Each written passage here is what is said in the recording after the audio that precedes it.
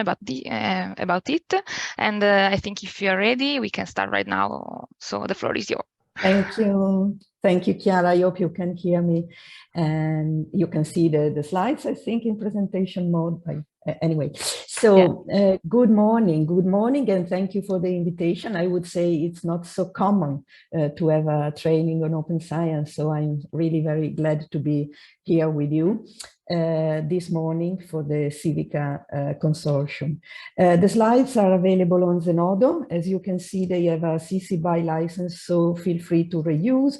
And the same is true for the background photos, because they are all mine, so feel free to reuse. You will find them on Flickr, the website for photographs.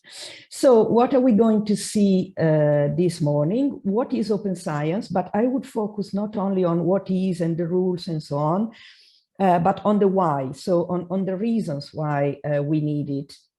I would say that in 1 hour is almost a mission impossible. So what you will get is just a quick overview, because if you think that the entire course is lasting the whole day, so 7 hours, so you will really just have a quick overview. But it's important to have a quick overview on open science, fair data, and why open is needed, because in the EOSC, in the European Open Science Cloud, open science will be the new normal. So that's why it's so important to approach it and to have a clear, at least an overview on it. And all the more so because if you are planning to apply in Horizon Europe, open science will be evaluated at the proposal stage. That's the big novelty if you compare Horizon Europe to Horizon 2020, but we will deal with it later. So just to start, some starting points. We are going to see not only rules. I would focus more on why do we need open science. And that means dealing with the current scholarly communication system, if it works, if it doesn't work, and we will see in a while. Then we are going to see some lessons learned from COVID-19, because COVID-19 made it clear sharing is the only way to go. And our, I would say, cultural change should be from going from publishing to the idea of knowledge sharing. I know it's huge. I know there is research evaluation, but we are going to have some important piece of news about research assessment and research evaluation. And the core message is this one. John Tennant used to be one of the most passionate advocates for open science. Tragically, he died 3 years ago in a car accident. But the message is the opposite of open science is not closed, is bad science. Because if science is not reproducible, if you don't have access to data, if you don't have access to the entire process, that's bad science, it's not closed science. And then we are going to see the huge and the important novelty about open science in Horizon Europe, because the European Commission is strongly pushing in favor of open science, of course, because we are talking about publicly funded research. So it's public money, it must be publicly available, both for publication, data, and the entire process. And in Europe, it has been some years now, open science has been linked to open innovation. And now we have the EOSC, we have the European Open Science Cloud, we have fair data, findable, accessible, interoperable, reusable, so we need to be ready. As you read in this paper, which we will see later on, there is value and risk of being a first mover, but there is a higher risk of being a follower, because of course, open science brings huge benefits, huge. So if you are a follower, you risk to be left behind. And then a question for you. For the entire talk, please bear this question in your mind. And if you want, at the end, feel free to drop me an email with the answer to this question. Why do you do research? Why did you choose in the first place to be a researcher? Because I guess that nobody of you would say, I choose to study science because I wanted to publish in Nature. But that's what science became, just publishing in the most prestigious journal. And in the first part of our talk this morning, we'll try to disrupt this idea somehow.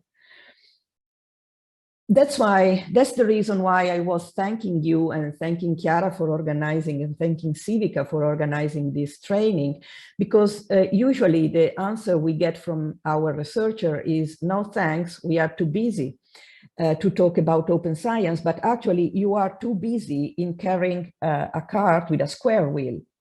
And open science is just a way, let's say, it's the round wheel, so it's a mean, it's a tool to get a science which is more transparent, sounder, more effective, and more responsive to societal needs.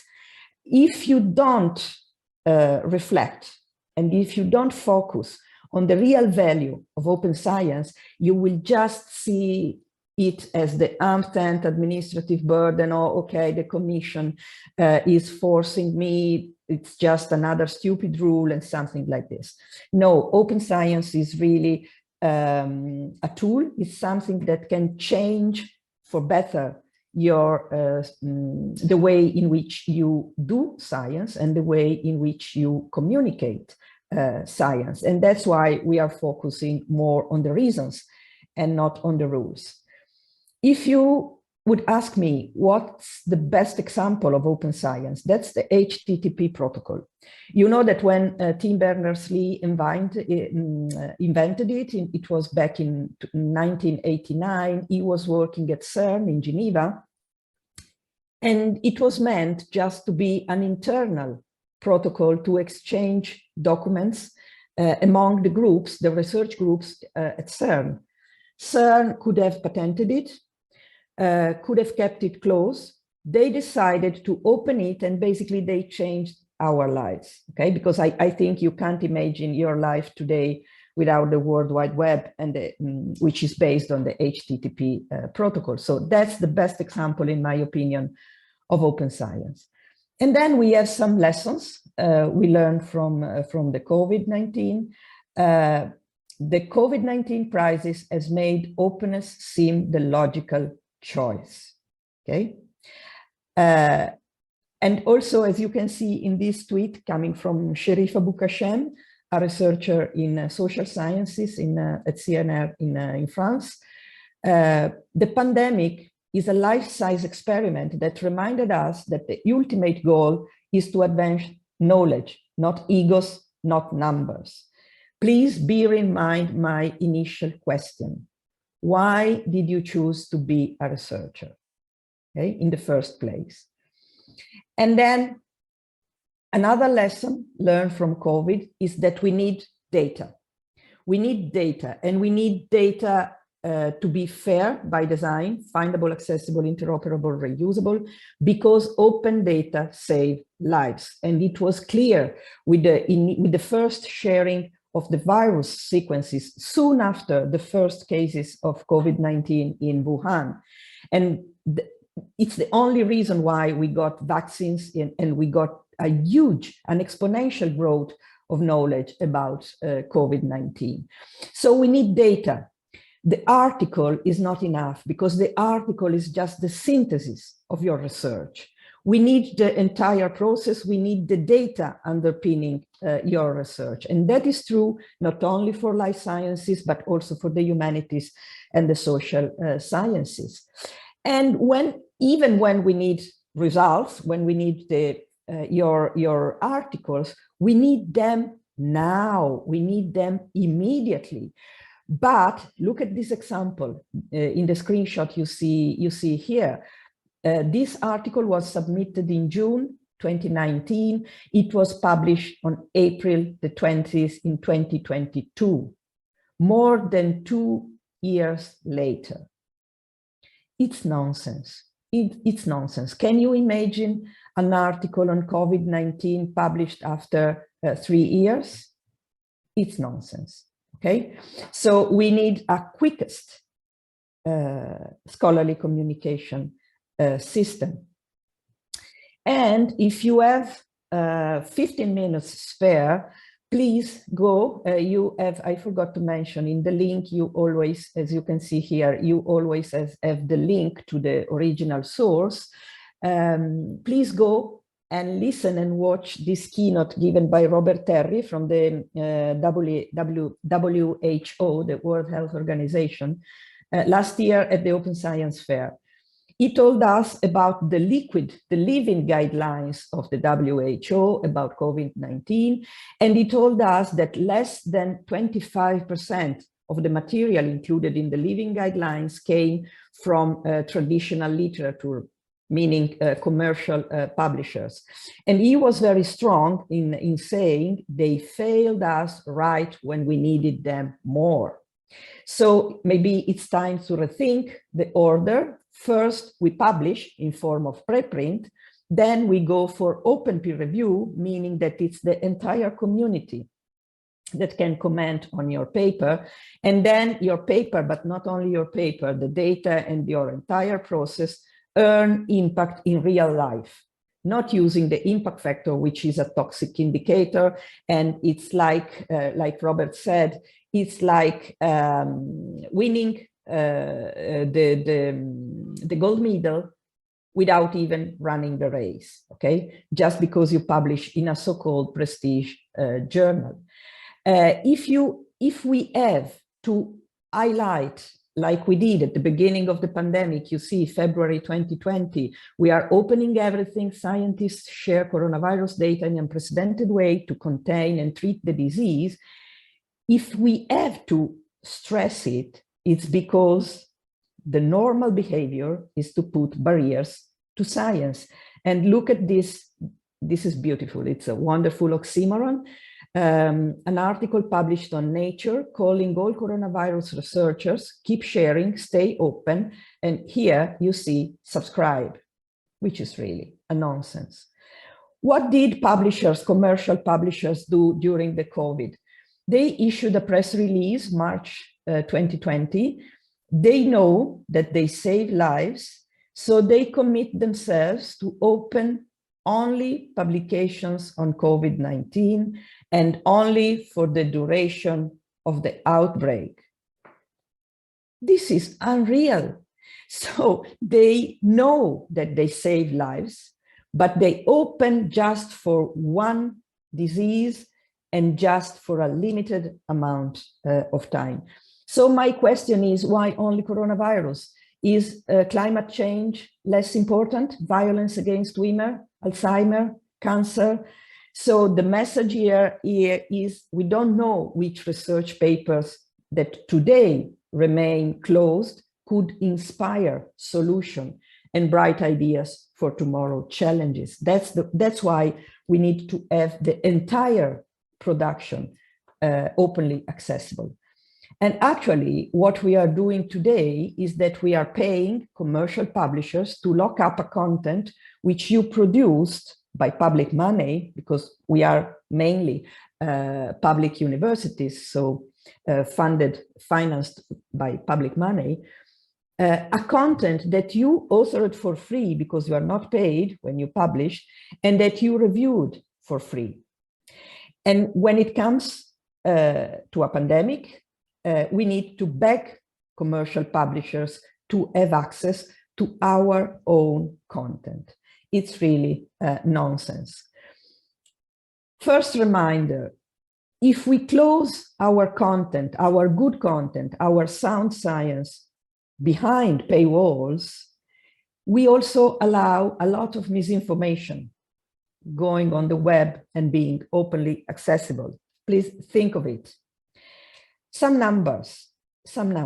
You are mainly from the social sciences, so I think you like numbers. This system is only based on prestige. We are in a so-called inelastic market, which means that there is no supply and demand rule applying.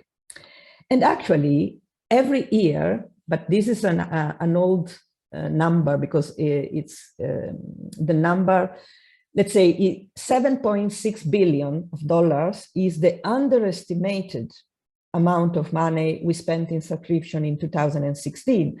Why am I referring to an old number? Because in 2016, the Max Weber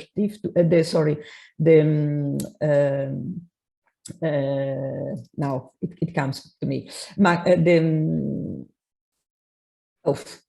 In a moment. But anyway, they published this, Max Planck Gesellschaft, sorry.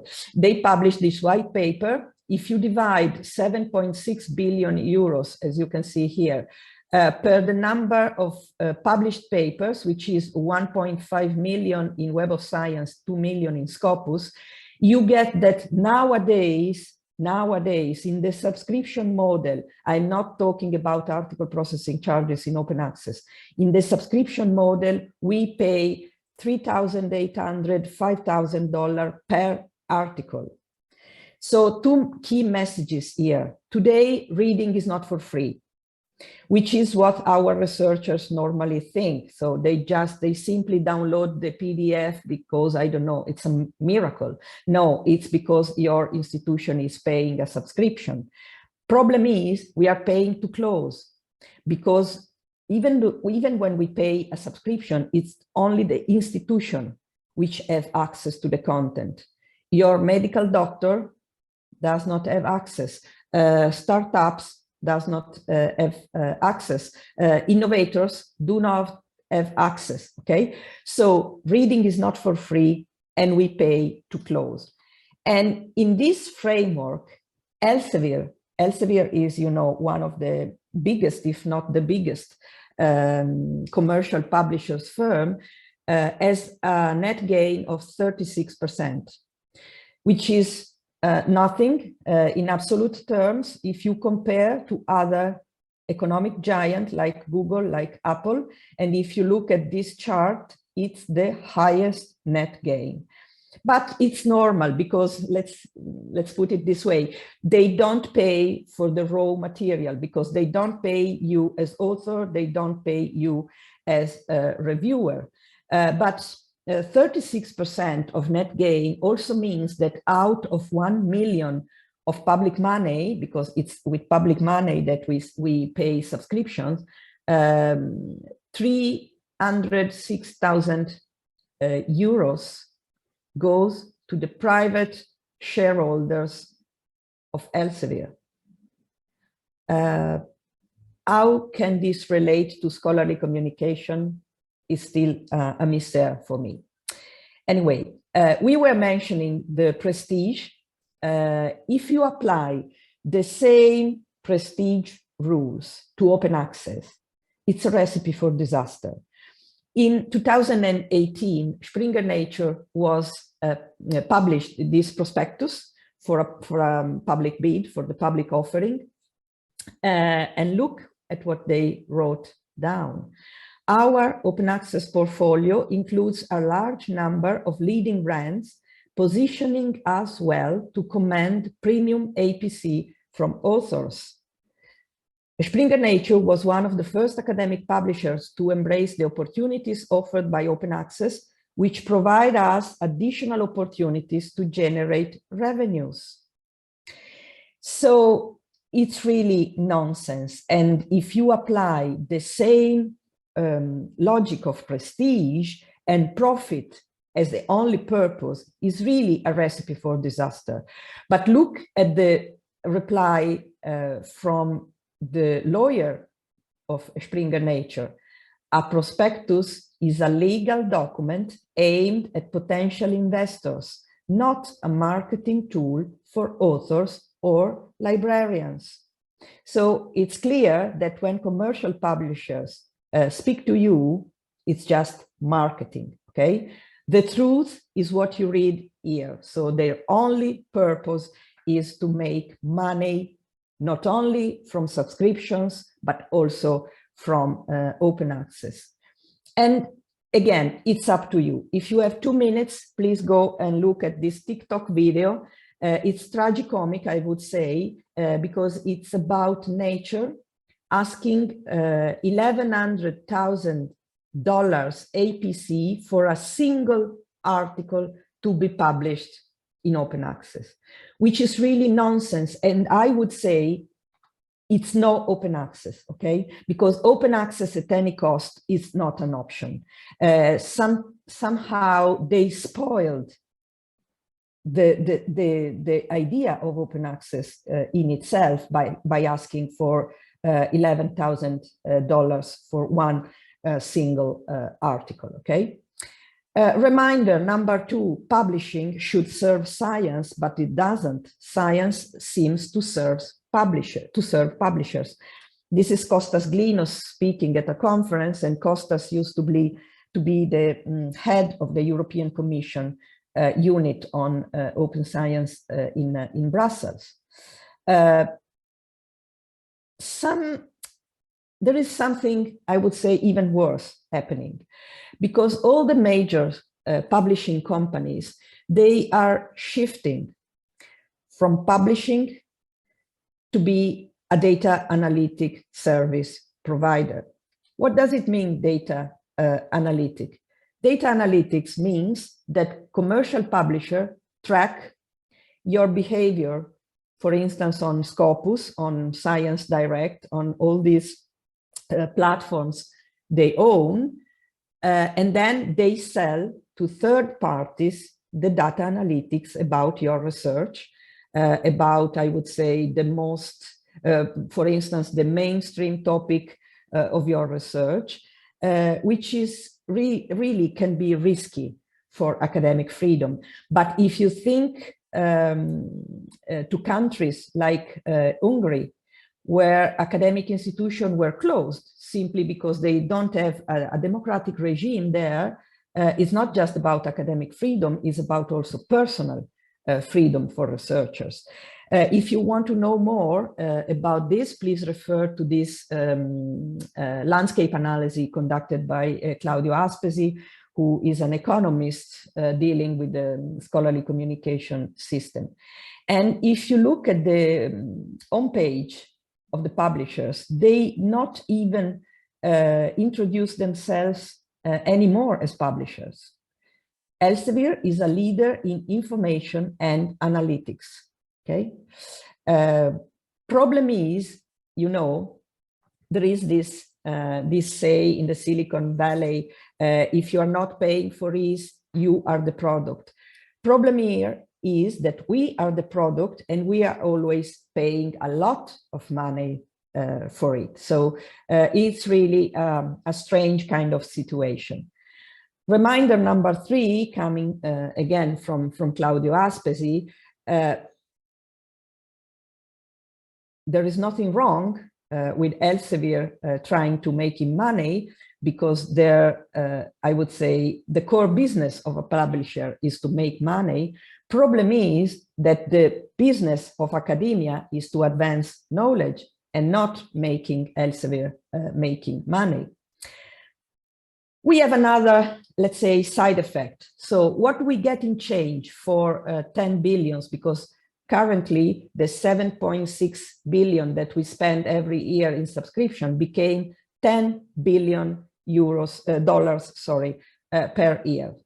We have 9-18 months of publication time average. Can you imagine in the COVID pandemic? We have 179% of self-citation increase in Italy after the research assessment was introduced. We have 70% of non-reproducible researchers in some fields. But if science is not reproducible, is it still science? Can we call it science? I would say, of course, no. Okay, that's bad science, as we were saying at the beginning. And then we have 43%. 43% is the most scaring number. And here, Houston, we have a problem, because 43% is the ratio of retractions for fraud. And you can see the increase of the number of retraction by fraud. Retractions were always there. You know, retractions happens when a paper which was published is retracted because of a mistake at the beginning, but now, and increasingly so, papers are retracted for fraud. And by fraud, we mean data fabrication, data falsification, data makeup, and it's not just one rotten apple. If you look at this Retraction Watch scientific blog, you will see also that they have a ranking, and the first one counts for 183 retraction, 136. So it's not just one rotten apple, it's a modus operandi. And what's worst is this direct correlation among the number of retractions and the impact factor of the journal, meaning the highest the impact factor, the highest the number of retractions. But that's clear, because if according to the current research assessment criteria, you are asked to do anything to publish in the highest impact factor journal, you might literally do anything, including fabricating and falsifying your data. And as you can see in this paper, the current scholarly communication system has been named the natural selection of bad science. And that's because research assessment became an obsession. In 2015, they held a workshop at the Royal Society in London about the future of scientific communication. And in the session about research assessment, they said, they were talking about young researchers. Not only we are failing to provide the right incentives, we are providing perverse ones. And they were quoting the Goodhart's law: when a measure becomes a target, it ceases to be a good measure, because of course, people game the system at every level. If you are interested in this topic, please refer to this volume edited by Mario Biagioli and Alexandra Lippmann, Gaming the Metrics, Misconduct and Manipulation in Academic Research, bearing in mind that it's a volume of more than 300 pages. And this is the last example. A Russian site peddles paper authorship in reputable journals for up to $5,000 a pop. So if you pay $5,000, you have your name added just because you need one more line in this quantitative way of measuring your research outputs. And also citations, they became a game. This was an experiment conducted in 2018 in the chemistry community. They asked researchers, in your opinion, what's the most cited paper? What's the paper you would share more widely? What's the most significant paper? And the colored bar are actual answers of researchers.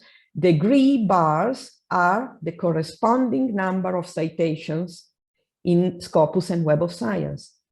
There is no relation at all, because you simply cite a paper just because the editor asked you to do, or because it's your friend paper or whatever. There is no relation. People game the system at every level.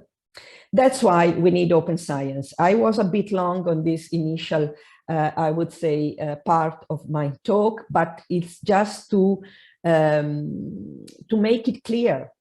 Okay, because nowadays we have a communication system, we have in place something. So why should we need something different? Because what we have now, it's absolutely broken.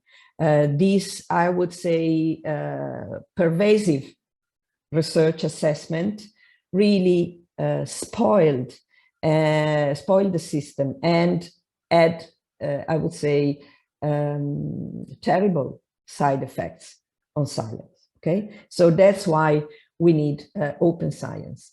And this is a nice definition of open science: is the transition to a new, more open and participatory way of conducting, publishing, and evaluating scholar research. The three elements, the three components are equally important, because if you do research in a different way, but you publish in a journal and you are evaluating on the impact factor, there is something wrong, okay? There is a mismatch between the way in which you perform research and the way in which you are evaluating. Central to this concept is the goal of increasing cooperation and transparency is, again, another keyword in all research stages. So not just the end, not just the final synthesis of your research, like a paper, but in all research stages. And this is achieved, among other ways, by sharing research data, publications, tools, and results as early and open as possible. As early and open as possible is a key concept in open science, because I'm not saying that everything should be open. If you have sensitive data, which in social science can be common, you might be fair, findable, accessible, interoperable, reusable, but not open. This is a concept we are seeing in a while. As early as possible, okay? I mean, if you are planning to, for instance, to patent, of course, you will give access to the entire research workflow later, okay? So first you apply for your patent and then you can publish and make it open. Open science leads to more robust scientific results, to more efficient research. So the first benefit is for research in itself. And I think it was clear with the COVID example we made at the beginning. This results in turn in greater societal and economic impact. It has to be clear that open science is not the target. Open science is just the tool, is the way to have, I would say, a better science, more responsive to societal needs. If you look at this infographic coming from the UNESCO recommendation, because the UNESCO adopted unanimously a very strong recommendation on open science at the end of 2021, you can see that, for instance, open access to publications is just one of the components of open science. So open science does not equate to open access. And if you look at the infographic, it's also clear that the focus is on the entire process, not only on the final synthesis, which is the article, which at the moment is the only focus of our researchers. And as we are dealing with open science in Horizon Europe, be aware since now that all these components are to be embedded in your proposal in the section scientific excellence, okay? Because you will be evaluated on how you will adopt and adapt open science practice to your proposal. But again, Houston, we have a problem. At least in Italy, I don't know, in other countries, we still have diffuse misconceptions like open science equates to open access. In open access, you always pay to publish, which is not true. Open access publishers are always predatory publishers, or even I can never open my data because my data are sensitive, my data are dealing with privacy, and so on. None of this is true.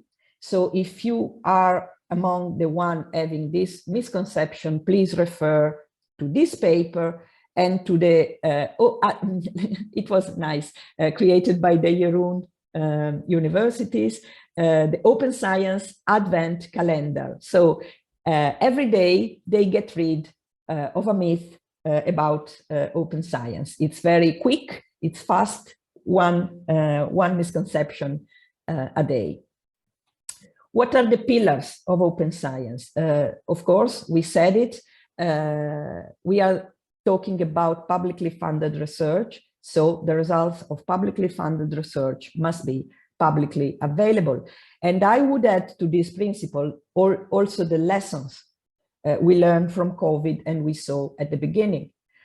If you look at the values of open science, quality and integrity, collective benefits, diversity and inclusiveness, equity and fairness, and the principles, transparency, reproducibility, accountability, sustainability, collaboration, participation, and inclusion, I would say that open science is just science done right. If you look at this infographic, again, coming from the UNESCO recommendation, you would see that what we dealt with since now is just one of the components. So let's say the academic part of open science, meaning publication, data, open educational resources, open source code, open hardware, is just one of the components, because then you have open science infrastructure. You have the engagement of societal actors, meaning co-creation practices, crowdfunding, crowdsourcing, citizen science. And then you have an open dialogue with our other knowledge system, meaning indigenous people, marginalized scholars, and local communities. That's the idea behind the UNESCO recommendation on open science. And actually, it's not just Europe going this way. We mentioned the UNESCO recommendation. The United Nations saw open science as would say, an accelerator in achieving the Sustainable Development Goals. But also the OECD, as you can see in this publication, enhanced access to publicly funded data for science, technology, and innovation. And then we have the European University Association, University Without Walls. We have the International Science Council. We have the CERN in Geneva, the World Health Organization, appealing for open science. And back at the end of August, we also have the White House issuing this, I would say, guidance, okay, on on federal research, which must be open by default, not only publications, but also data. So I would say it's a global trend. If you look at this rainbow of open science, you can see that for each step, for any step of the research workflow, you have one or more tool to open the step itself, okay? So I would say technically it's there. So we have the tools. What is needed still is the cultural shift. And of course, your first step. I mean, right now, you can use any of these tools without harming your career, because you can still publish on the highest impact factor journals, but then, for instance, you can deposit your paper in an open access repository according to copyright, without infringing any copyright, okay? You can publish a preprint, you can publish your data, you can pre-register your experiment. Pre-registration could really be a game changer, because, you know, if you pre-register your research, your experiment, first of all, you get a date stamp, meaning that starting from November the 7th, you are the one dealing with this piece of research. But also, if you think of it, if you declare what your target is, what your initial hypothesis is, then it's much more difficult not only to falsify or fabricate the data, but also to make the data make up. I mean, my graphic turns with my initial hypothesis like for half, then I cut the second half, and that's it. That's data makeup, okay? So pre-registration can play a huge role for transparency, for research integrity, and so on and so forth. What I mean in this slide, the message is the current research assessment system requires you to publish in the highest impact factor journal, but it does not prevent you to go for any of these tools. So it's something that you can do today, tomorrow, one step after the other. So it's not, you know, overnight 100%. You can take it one step at a time, but I would say it's time to go for the first step. And all the more so, if you are planning to apply in Horizon Europe, these are precisely all the recommended practices that the European Commission is expecting you to adapt to your research process, okay? And we will see it in a while. Of course, we don't have time today to go through all the practices, so our focus would be, first of all, on the reform of the evaluation system, then on open access to text, then to fair and open data, and then to Horizon Europe. First of all, on research evaluation, something is changing right now, okay? So the time is now because, and this is really important, the European Commission launched an initiative back in December last year to reform the research assessment system. Because in the past, I would say 10 or 15 years, whenever we were presenting open science to researchers, the reaction, the feedback was always the same. Oh, it's very nice, but, a big but, which is, but I'm evaluated only on the impact factor of the journal in which I publish. So the Commission had it very clear in mind. So at the end of last year, they launched this initiative towards an agreement on reforming research assessment. They drafted an agreement, the text of an agreement, which was finalized back in July this year. It was launched on September 2022, and it has been signed at the moment by it's even all this one is more than 70 signatories at the moment. And for Italian researchers attending this webinar, I would give you this huge piece of news, piece of information, which is that ANVUR, meaning the National Agency for Research Assessment in Italy, signed this assessment, this agreement on October the 6th. So even our national agency is involved in this process, which is, I would say, quite an achievement. And I would say that CIVICA universities also can consider signing the agreement, because you can sign as a consortium or as individual research performing organizations. Then something about open access, you know, because it's still not clear. When we mention open access, immediately researchers hear publishing in an open access journals, which is not the case. We have at least 3 roads to open access. The first one is the so-called green road.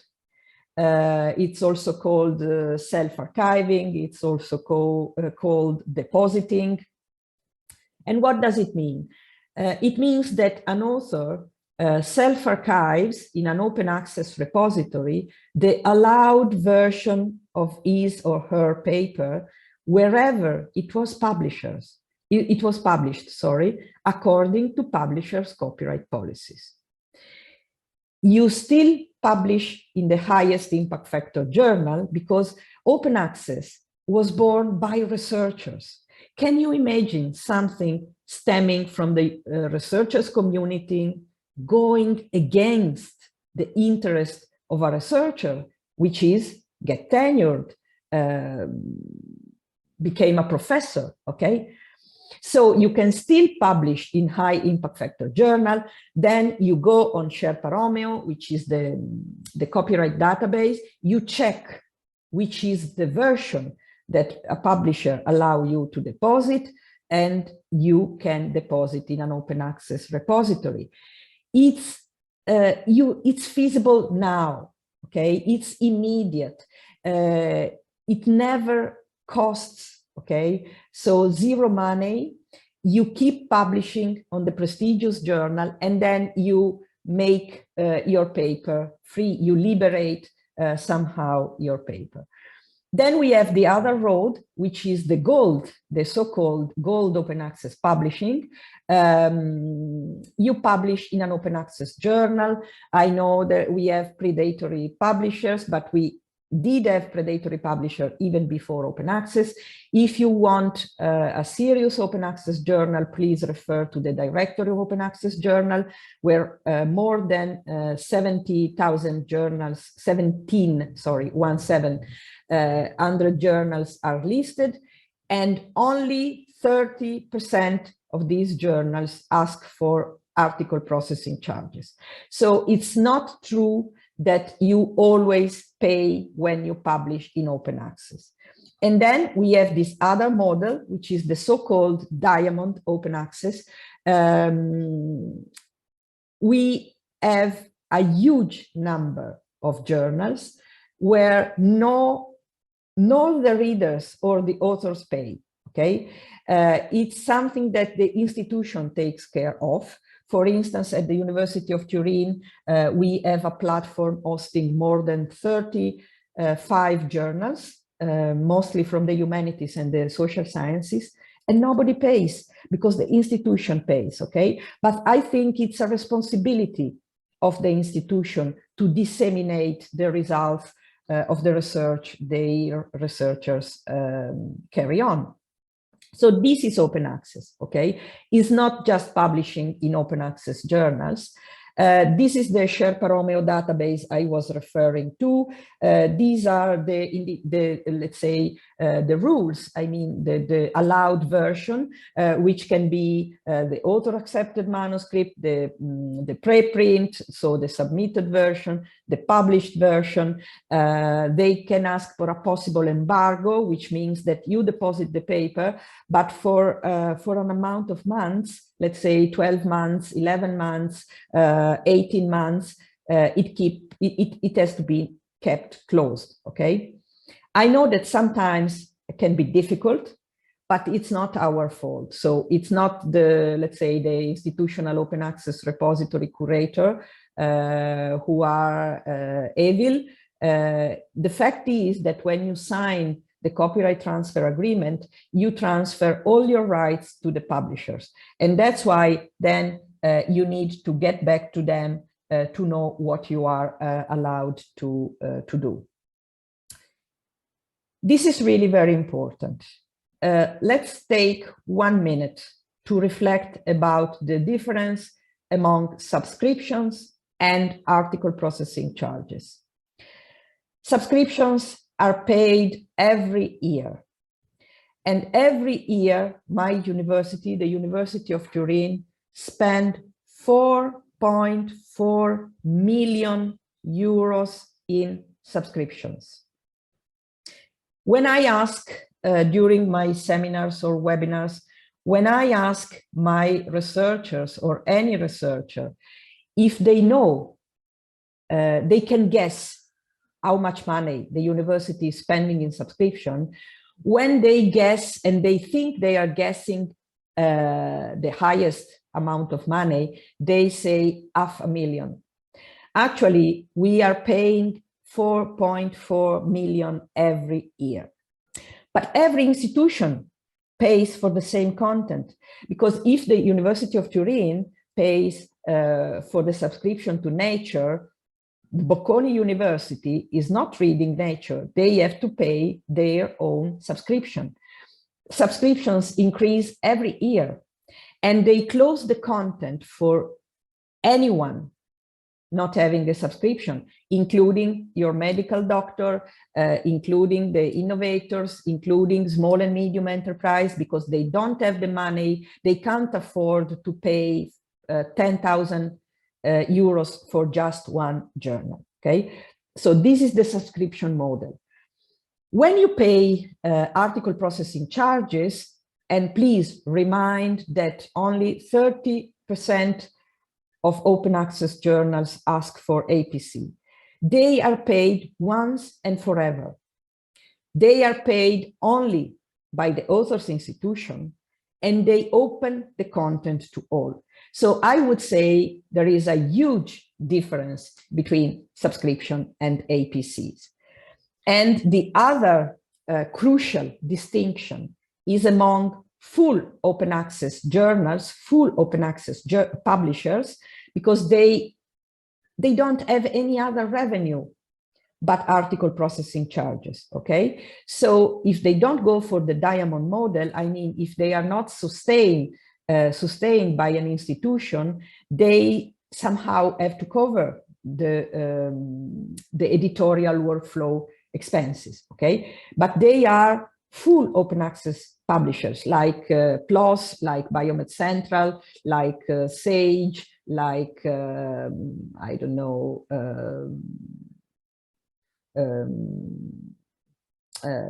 anyway, full open access publishers. I'm not talking about the hybrid model. The hybrid model is the evil, okay? It's traditional publishers offering a so-called open option in a subscription-based journal. I mean, the journal remains by subscription, and then if you pay for one single article, and we saw in the first part of the talk that Nature is asking for $11,100 for just one article, okay? So the journal is still by subscription, the single article, and here it's true that you always pay, because in the hybrid model, you always pay to publish open access. The single article becomes open access. So basically, the institution pays twice, because we pay the subscription and we pay for the single article to be made open access. So it's really an option to be avoided, okay? Bear in mind, if you are applying in Horizon Europe, that hybrid is not reimbursed, okay? So bear in mind that you are reimbursed only if you publish in a full open access journal. We are saying it in a while. Then we are having a fair data. I would recommend a webinar or better a training course only on fair data. By findable, we need that for our data to be findable, we need metadata and we need persistent identifiers. For our data to be accessible, we need trusted repositories and we need open formats. For our data to be interoperable, we need ontologies, we need standards. For our data to be reusable, we need licenses and we need documentation. And if you want to know more, you have the original paper published in 2016 and another paper with more implementation considerations. These are the FAIR principles. They are very, let's say, technical. I would just stress that accessible does not mean open. This is crucial. So data can be closed, provided that you, and mostly machines, because FAIR principles are for machines, know where to find them and under which access condition. If for privacy reason, if for sensitive data reason, you have to keep them closed, it's perfectly fine. Remember the principle, as open as possible, okay? At least they must be fair, because if I'm a researcher interested in your data, I need to know where to find them and how to access them. If not, think to it as economists. It's a waste of public money, because if I don't know that the data already exists, I ask for funding to create them again. Okay, so it's when we were saying that open science is also a way to make science more efficient, this is a perfect example. You have tools to measure how fair your data sets are now, and you also have tools to help you to make your data fair. And please notice that this FAIR toolkit comes from the industry. Okay, it's a coalition of industry because industry immediately saw the benefit of having fair data. And there are also costs of not having fair data. The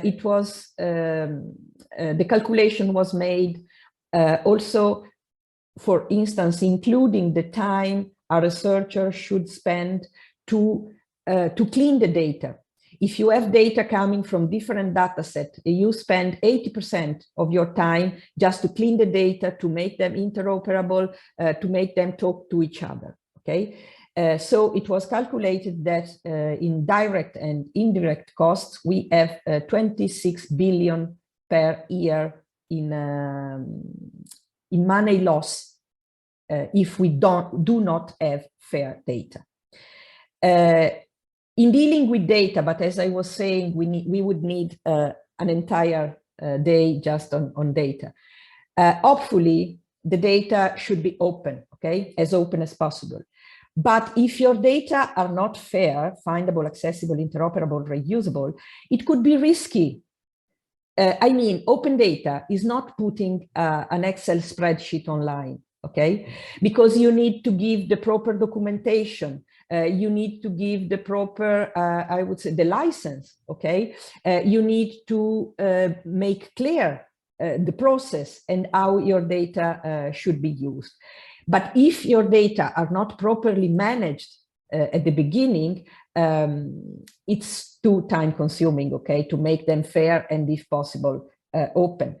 Bear in mind that data management is nothing to deal with open, close, and so on. Properly managing your data is in your own interest as researchers, okay? Because your research workflow will be really streamlined, okay, and more effective. As we were saying, the target, the aim would be to have as open as possible. So there will be an increasing overlap among fair data and open data, but we will always have perfectly fair closed data. I just give you an example. We had a researcher in social sciences. She carried surveys to political refugees in Latin America. So it's clear that the results of the surveys should be kept closed, okay? But if I'm a researcher interested in political refugees in Latin America, I should know where to find the data. Then I can sign a non-disclosure agreement, whatever. But I don't have to ask for more money to perform the same survey. So that's the point, okay? So the principle is as open as possible, as close as necessary.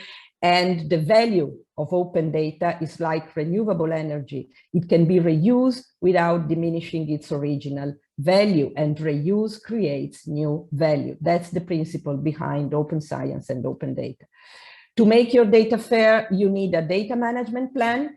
And to deal with fair data, you need data stewards. Data stewards are, I would say, a high profile new profession, because let's say the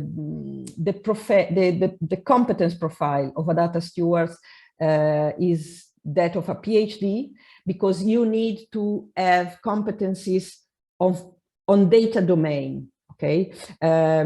Because data in archaeology and data in bioinformatics are quite different. So you need to have competencies on data in archaeology to be a data steward in archaeology, and then you get transversal skills on top of it. Because now we have the EOSC. This was the day the EOSC was launched in Vienna in 2018. In Italy is almost unknown, but we have 4.4 billion investment from the Commission and from other subjects, okay?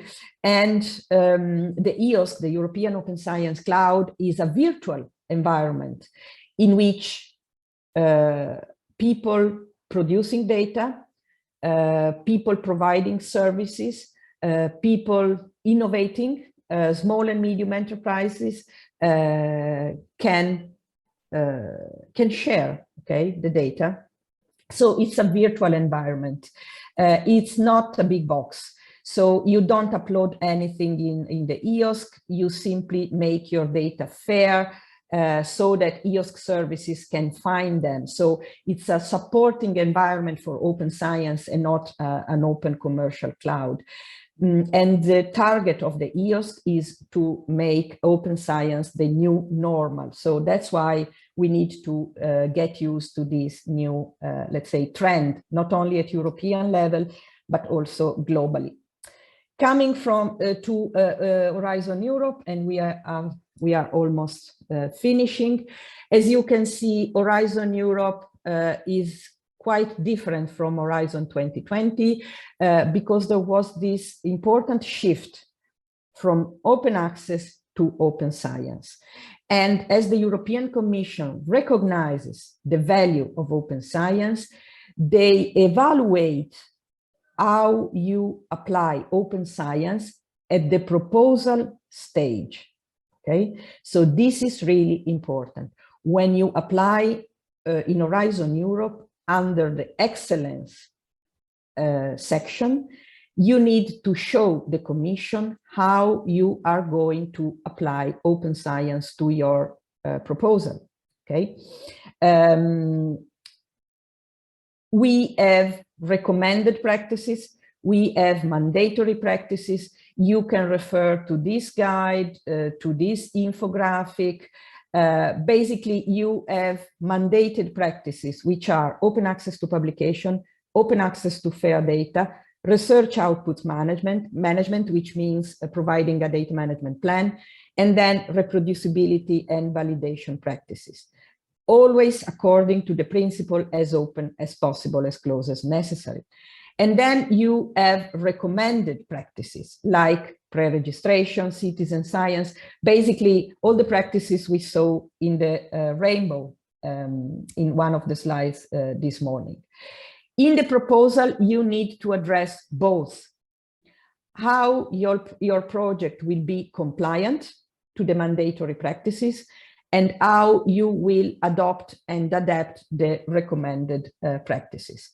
Just to be clear, because I don't want to hear the question, oh, but they are forcing me to publish in an open access journal. For publications, you have 3 ways to be compliant. The first being publishing in Open Research Europe, which is a platform. It's not a journal, it's a platform, but that's why it's important, and that's why the Commission launched the reform of research evaluation, okay? Because we need to get rid of impact factor, we need to get rid of this idea of journal ranking, okay? So Open Research Europe is a platform, it's not a journal. You have no costs, you have recommended practices already in place, like open peer review, fair data, and so on. Second option, you can publish in an open access journal, and then you have to deposit. If you have cost, you are reimbursed only for full open access journals. Third option, you can publish in a subscription traditional based journal, but then you have to deposit and give immediate access. So you have to apply the right retention clause, because now you have to give immediate access anyway. So just to be clear, another reminder, we do not tell researchers where to publish, so nothing is prohibited. However, we do care where we spend taxpayer money. Something about patents and open science, mandatory to protect in the first place, but then it's mandatory to disseminate, okay? It does not mean mandatory to publish. Even all the more so, because if you plan to patent, you can't publish anything. It's not that you can't publish in open access. You can't publish anything, even in Nature, okay? Because patents is supposed to be entirely new, okay? If you publish, it must be open, okay? Which does not mean publishing in an open access journal. I hope it's clear. ERC does not include open science in the evaluation of the proposal, but you have to be compliant with the same rules. So mandatory practices and recommended practices once it's approved. But the difference here is that you are not evaluated like in Horizon Europe. So just to finish, when I saw this paper on valid reasons not to participate in open access, in open science practices, I was really curious because the abstract was, the past year I've seen a sharp increase in the attention for open science practices like pre-registration, sharing of material, open access publishing, reproducibility of research. Despite the overwhelming amount of evidence highlighting the benefits of open science, some researchers remain reluctant. In this paper, I will outline valid reasons for researchers not to participate in open science practices. And that's the paper. There are no valid reasons. And so I've finished. I hope I didn't use too much time. Chiara, can you tell me? We have a few more minutes if you want. Okay, so if maybe it's better to take a question now before the two, because sorry, I forgot to tell you at the beginning, but today I have to be a member of a commission for a public selection. And it was supposed to start at noon, but it was, let's say, it was anticipated to 11 o'clock. So at 10:30, I will have to move.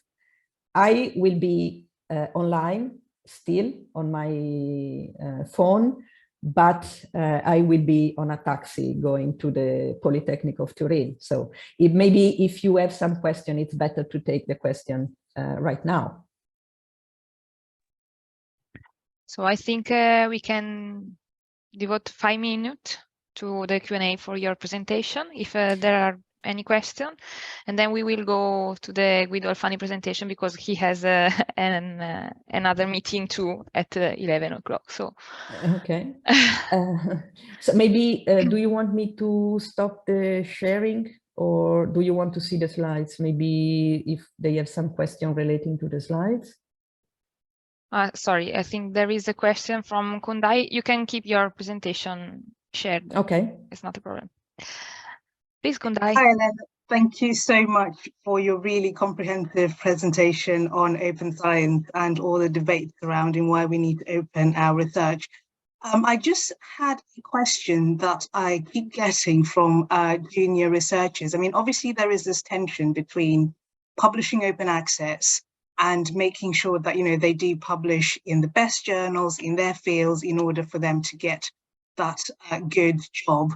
So how would you respond to a junior researcher, because there are quite a lot of junior researchers at this session today. So how would you respond to somebody who's thinking, you know, if I publish my work open access, won't it be considered or even rejected within my research community as being of a lower quality because it's open access? How would you respond to concerns such as those?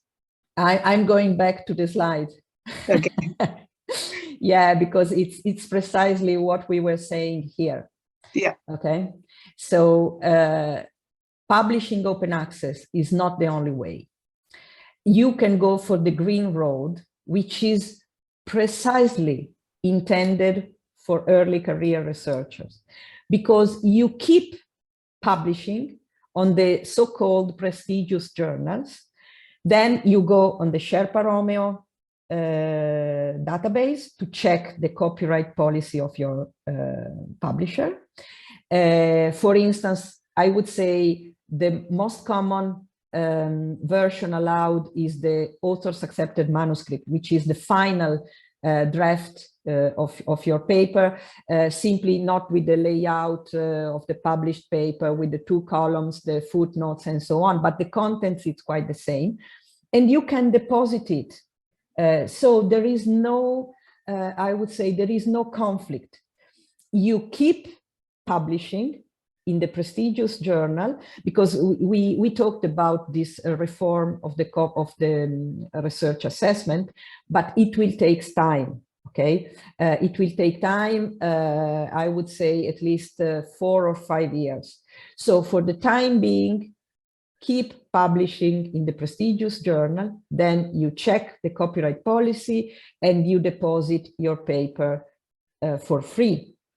And this is just for publications, okay? But if you go to the slide with the rainbow, you can do anything you find there, like pre-registering, like opening your data, like publishing a poster, like publishing the software with which you process your data or something like this, without harming your career.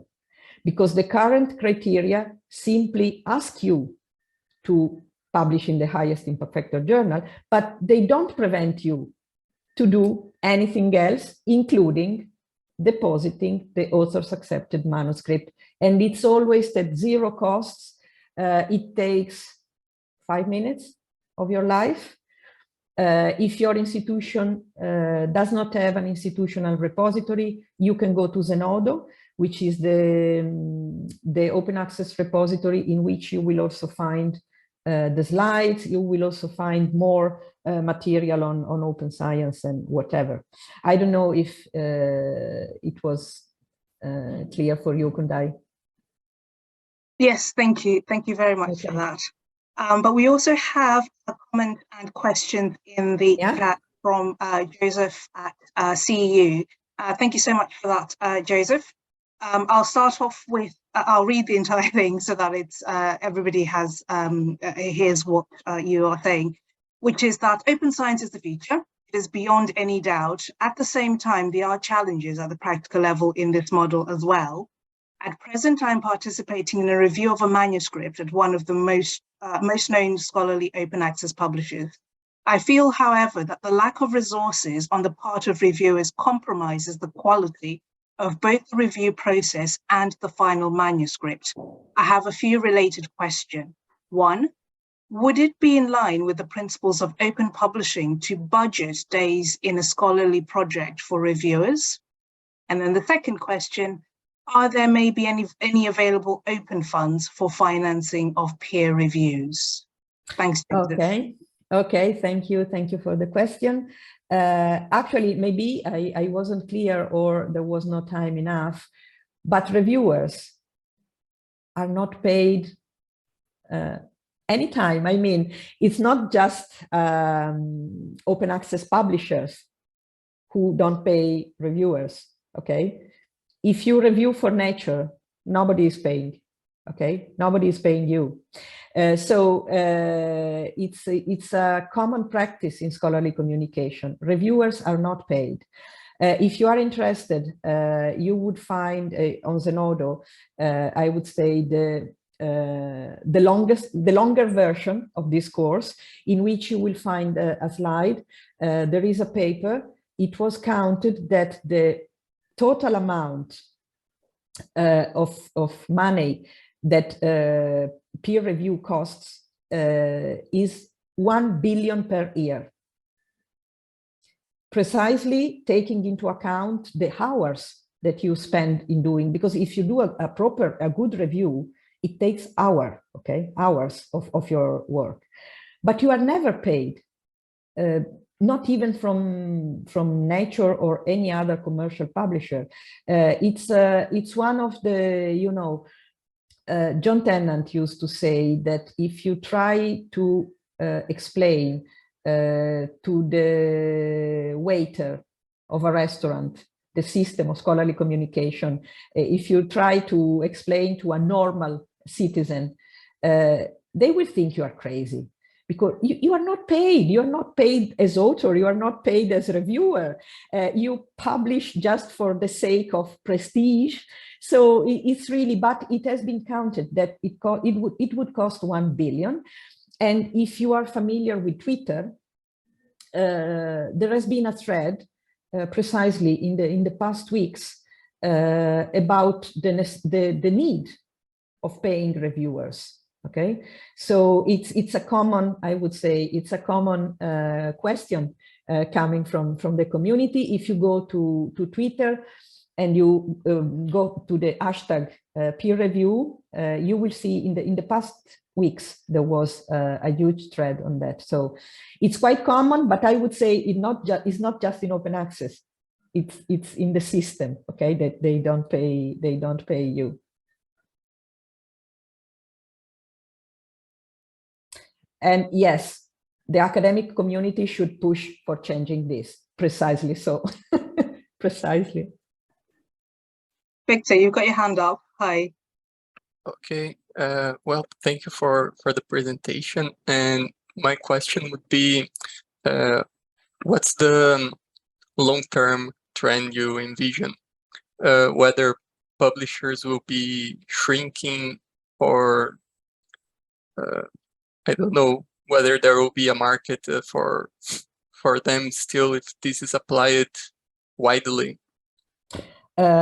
Yes, there will. But if you think of it, and there was again another paper published some years ago, we in the last few years we saw disruption in every sector. Think about Netflix. Think about Spotify. So we had disruption. Think about Airbnb. You don't own an hotel, but you provide accommodation, okay? Think about Uber, okay?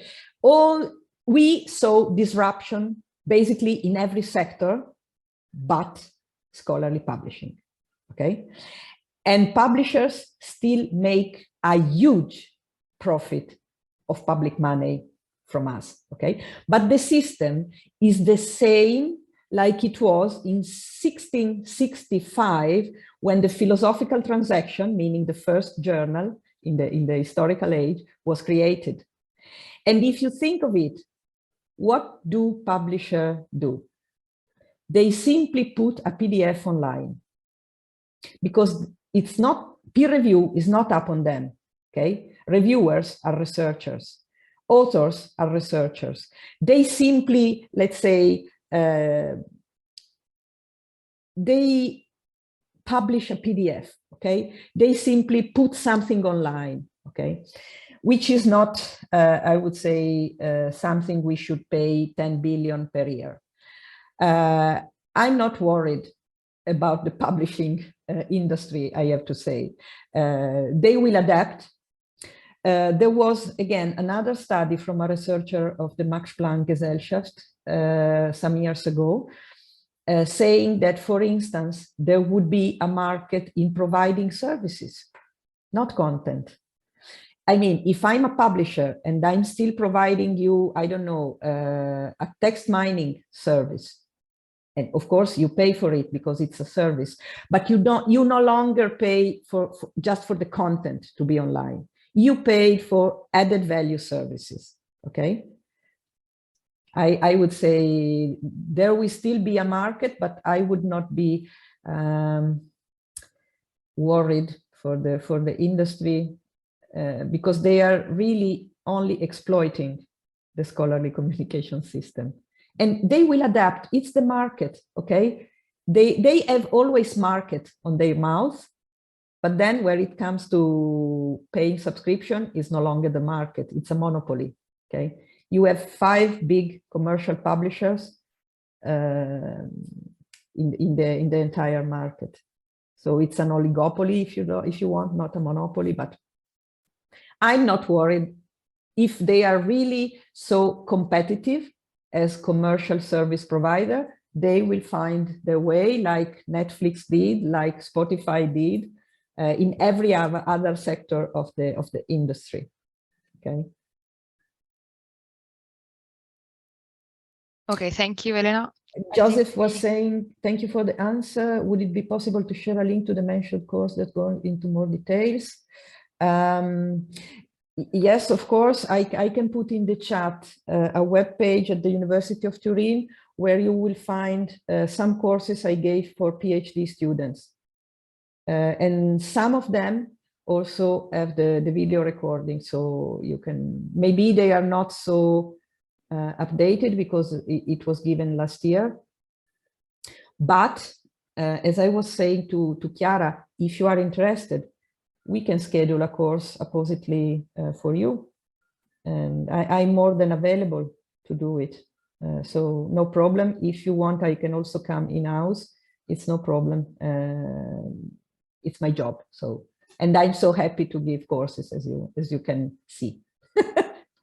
I could talk for ages about open science. So beware of asking me of an entire course. But I'm more than happy to come or to give it online. It's fine. So that's how this will be in touch, because we do need, we're trying to promote open science within the CIVICA community. So that will be of great help. Thank you both, Elena and Chiara. Okay. And now I'm sorry, but I really have to go, but I will switch to my phone so I could attend also the two other presentations, okay? So bear with me, I'm disappearing for 5 minutes, okay? The time to grab a taxi and I will be back. Thank Bye. you, Elena. Great. Bye. And of course, thank you for your attention and thank you for the questions. Thank you. So let me just say a few words about our two next guests. And in the meantime, I think Professor Alfani can start sharing its presentation, if you agree. Okay, so Professor Guido Alfani is a full professor at Bocconi University at the Department of Social and Political Sciences. His fields of interest include economic history and demography, with a focus on long-term dynamics, economic inequality, and on the history of epidemics and pandemics. In 2011, he was awarded an ERC starting research grant for the project Economic Inequality Across Italy and Europe. Then in 2016, he was awarded an ERC Consolidated Research Grant for the project Social Mobility and Inequality Across Italy and Europe. I will say just a few words also about Professor Dirk Hovy, and then we can start.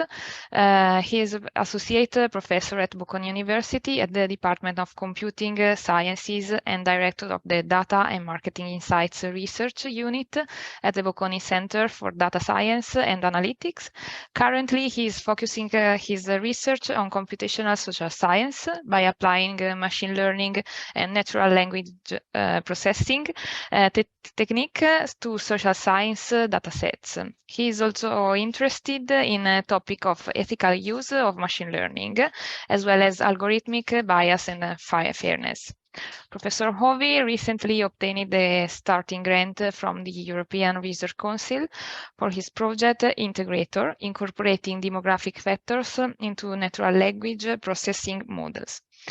So if Professor Alfani is ready, I think we can start. Yeah, thank you very much, Chiara. I trust that you can all hear me and see my presentation.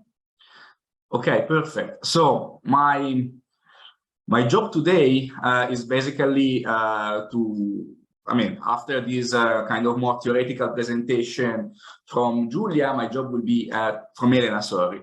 My job will be to kind of present you with the experience of somebody who has been on the receiving end of regulations concerning ERC projects and concerning in particular open access, which, as we have been told, is not open science, but in practice is maybe the main problem we have, especially in the social sciences, because the point is also that the nature of the problem is a little bit different in the social sciences and in the hard sciences, so in biology, physics, whatever. And then again, open access becomes the real project. Concerning this, if I manage to change, yes. Concerning this, my two projects from the European Research Council were subject to different regulations, because originally the European Union started by simply recommending open access with the 7th framework program, to which belongs my first ERC project. The 7th framework program ended in 2013. When you recommend open access, basically you are not compelled to publish everything you do in open access. You kind of feel committed, of course, to share the data, which is also, by the way, a requirement of most journals today. So that's maybe a problem which I will mention a little bit later. And whenever you can, of course, you actually pay the fees for an open access if you publish with a traditional journal. Now, consider that in the case of my first project, which ended in 2016, the landscape was still pretty different, and open access journals were less prevalent. Although I would say that in my field, and more generally in the social sciences, open access journals still are perceived on average as much less prestigious than the traditional journals. Okay, so the point is that as Elena Giglia told us, that the issue is not that we are all hunting for prestige. Of course, that's the principle. Then the practice is that we have to survive in the academic world, and unfortunately, in the social sciences, very much we are in the condition in which we are expected to publish in certain specific outlets in order to be given tenure, for example. So that's something we have to live with. Now, the things changed, and the things changed also in a way which was reflected by the European Research Council, so much so that in Horizon 2020, which is the program following the 7th framework program, and Horizon 2020, not surprisingly, ended in 2020, right? And Horizon 2020, which is the program to which my second year project belonged to, open access became mandatory. So you were actually required to publish all, to have all your publication in open access. Problem here, however, is that in research, one shoe doesn't fit all. And let me be pretty explicit in saying that a lot of the regulation concerning open science and open access, including as presented by Elena before, has been basically devised having in mind first and foremost the hard sciences. Because when you go to the social sciences, you have a little bit different problems. And you have different problems even if you think only about open access, so the outlets of your publications. Now, what were we told? Well, I will refer to this letter which was sent in 2017 to all PIs of ERC projects running at that moment, and this letter was kind of clarifying what the European Commission meant by an open access under Horizon 2020. So under the program we just ended, so ended 2 years ago, and was then replaced by Horizon Europe. Okay, so they were very explicit. Each participant must ensure open access to all peer-reviewed scientific publications relating to their results.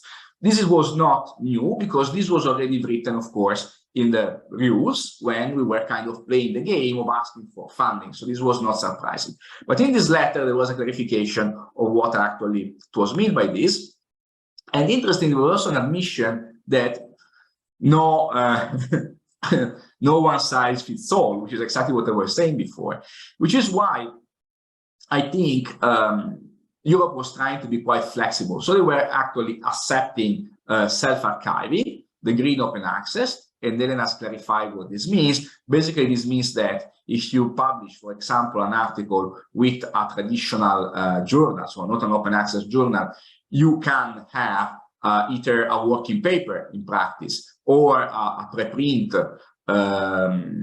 published, placed online either before or maybe even after publication, just to give some sort of access in an open format to what you do. And you can actually even include a mention of the published piece, asking your readers who want to cite you, for example, to refer to the published publication. This is something which you can actually do. And then, of course, the other option which was given by Horizon 2020 was to go for open access publishing, including by paying traditional publishers the fee for open access. And this actually was something that could be covered at the time with the money from the European project, something that, as Anne explained, is no longer possible under Horizon Europe. Of course, you can still pay today for fee, the fees using your own research money or through some agreements made between your institution and networks of publishers. And this is something which is expanding quite quickly in my personal experience, and it basically solves a problem because it makes it much easier to fund the open access fees. So what are the practical problems in this situation? Well, first problem is with journals which do not have an open access option. So they do not allow you to pay the fee for making your article open access. And this still happens. This happens, for example, very much in economics, I think, at least in my personal experience. But whenever I ran personally in this problem, I always found a very easy practical solution, which is exactly what I was telling you before. So, you know, these journals were at the same time happy with having a working paper version of the article they published. So they didn't allow you to pay for open access fees, but they allowed you to make publicly available for free a version which is very, very, very similar to the one which then went in print. Now, in all situations when the funding for projects allows also for paying publishing fees, this is also handy because the problem is that very often we end up publishing our work after the end of the project, meaning after the deadline within which you have to use the funds. Okay, so you no longer have the funds from the project to pay for these things. And however, you know, a problem remains in the social sciences and surely in my field, which is economic history, but also in others like political science or sociology, which is that we still do books, and books are pretty important as publication outlets for our research, okay? And the problem with books is that books are different from journals, and this is exactly the situation when one shoe doesn't fit all, because having, you know, managing a mandatory requirement of having open access for books is pretty complicated. Why is that? Well, first problem is not all publishers like open access books. Some of them allow you to do it. I am making here the example of Cambridge University Press, but the point is that the fees they ask are pretty large.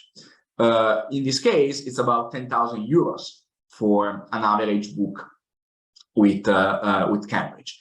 And the problem is who's going to pay this fee, because this fee is going to be larger than personal research money any of us might ever have in the academia. Some projects might allow you to pay the open access fees out of the project money, but the problem here is that, of course, you will end up publishing the book very probably after the end of the project, and this is because books take much longer to write than average articles, okay? So that's a very practical problem.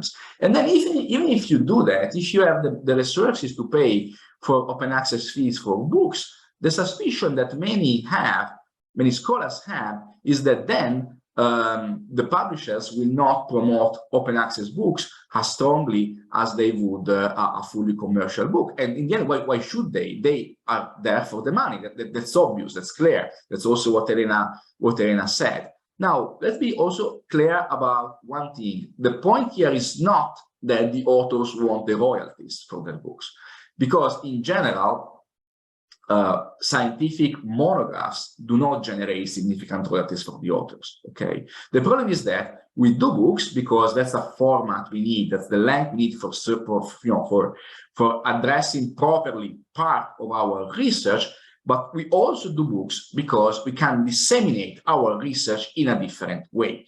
Problem is, journal articles will tend to reach only the academy and the specialists. With books, it is much easier to disseminate our research also to the civil society. So this is, by the way, one thing that the European Research Council likes, because you also want to transfer to society the results of your research.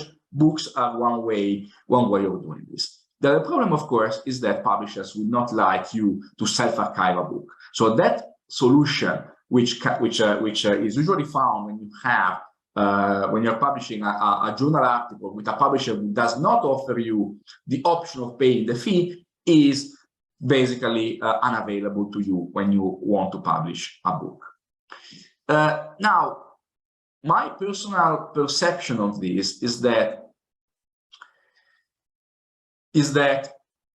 if you simply encourage scholars to do open access books, no harm is done, okay? But having a compulsory requirement for books is not necessarily a good idea. Because one thing is to tell scholars, the results of your research must be published also in open access. And this might be, for example, to a string of articles. And one thing is to tell them, even if you publish books, which maybe are kind of summarizing or presenting a broader framework, maybe going deeper than you could in like 5,000 words to a book, tell them that that book should also be open access is, I think, potentially harmful, because the problem there is that I think many scholars will simply either steer away from writing the book, or they will write the book and maybe do not acknowledge the contribution from the ERC, which would be kind of contrasting with the desiderata from the European Research Council, provided them they're not cheating in the sense that they're still going to publish the results of their research in open access to the articles, okay? But if that is, if that research also comes from public money, you should at least acknowledge that. So, that's a very practical problem, I think. And the other issue is who's going to pay that money, because books will come out after the publication, after the end of the project, generally speaking. So we will not have any more project money for that, provided you can use it for that reason, because, as Elena told us before, Horizon Europe, so the current ERC program, does not allow you anymore to use the project money for doing this. Now, in practice, however, the issue is even more complicated, because I personally wonder which is the degree of enforcement of this rule the ERC is trying to achieve.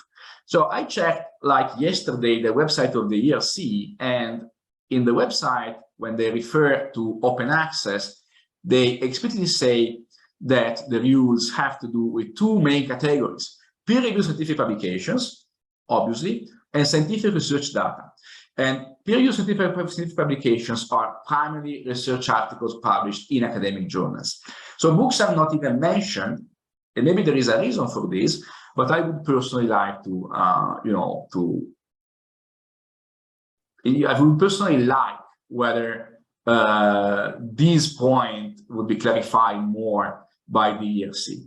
Now, just as a conclusion, let me tell you some quick words about data, which is something that Elena discussed in detail. Now, the point here is the following. When we published our data to some sort of open science format, nowadays we are usually following the requirements of the journals themselves. So the point here is that there has been, the culture there has already changed a lot. And in my case, virtually all the journals where I published today ask me to disclose the data and maybe the code used to produce the results, sometimes to the point of being able to generate the exact graph in Excel in the end. So even simpler stuff, which was used. So that is no longer such a big problem. The problem remains with unpublished data, because again, the timing of publications doesn't match perfectly the timing of the project. So much stuff gets published after the end of the project. And regarding that, so far, I think that the ERC has been very reasonably flexible, and I hope that will remain the same. So the point is, you publish your data when you publish the, at least at the moment of your first scientific publication. But in the case of social sciences, I think that the matter today is mostly regulated by the journals themselves in a way which I think is broadly acceptable. So I will not say anything more, also to respect the timing we have. Chiara, you should tell me what I have to do, whether I have to answer questions. I think we can put our Q&A session at the end of the 2 sessions. So yeah, we can. But I'll have to run because I have this meeting I remember at 11. it. Then they can type their question. Yeah, I think they can type their question on the chat, and eventually we can redirect that to you. Is it okay for you? Yes, provided I'm not sure I'll be able to answer, but I will do my best. Okay. Okay. I think Elena wants to say something. Yeah. Sorry to interrupt. No, it was something very, very practical. Just to clarify, what you were saying about books. At the end, it was true, because in Horizon 2020, books were not mentioned.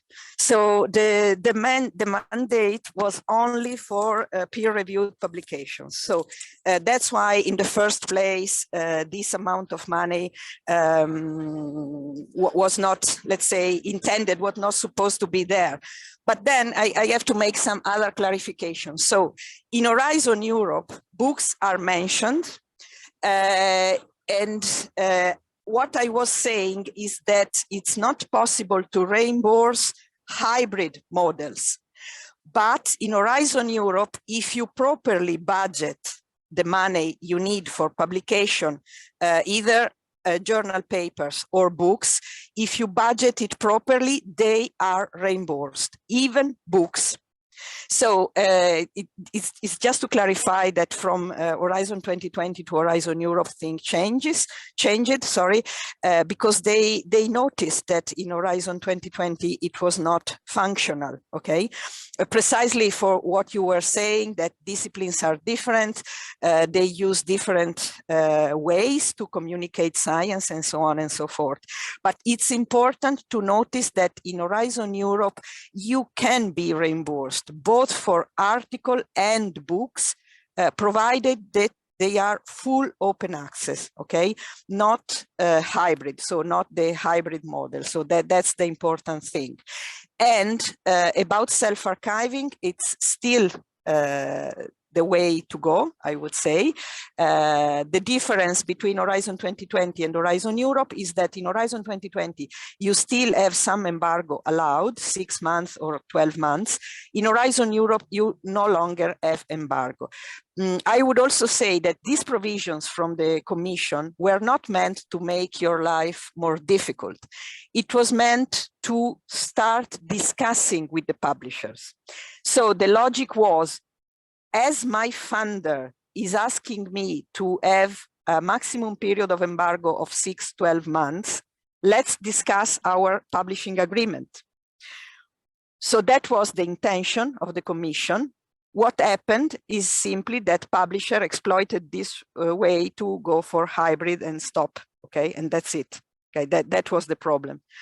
But the provisions were intended to start a discussion. And that's why in Horizon Europe, they no longer accept embargo, and they ask for this right retention clause, meaning that you as authors should retain the right to deposit and give access and give immediate access. That's why I was saying we need more time to discuss it. Of course, in 1 hour, I couldn't go into details of the grant agreement and so on and so forth, but it's just to be clear that in Horizon 2020, books were not supposed to be under the mandate. That's the point. Okay, but I would like to answer to that. First, by saying that the problem remains, because if Horizon Europe allows you to budget an open access book, the problem remains that it is an open access book. And there are good reasons not to do an open access book as well, because you want the publisher to use their traditional channels to promote the book for disseminating to the civil society. That's also what I was saying. Regarding Horizon 2020, instead, it's I wonder to which degree it's your interpretation, because me and many colleagues, by reading the regulations which were there, of course, books weren't explicitly mentioned, but then the general rule applied, which is your publications must be open access. That was our reading. And I don't remember, but I might be wrong, and I would like to see, I don't remember any point when the ERC explicitly said books are exempted from this. No, but the wording was peer-reviewed publications, and by peer-reviewed publications they mean articles, basically. No, they never clarify that they mean articles. Sorry, no, I differ. I know. They don't clarify. But so as I clarify, the rule is general, and it also refers to book, unless they specify that books are not covered by that. And that was, I think, a mistake.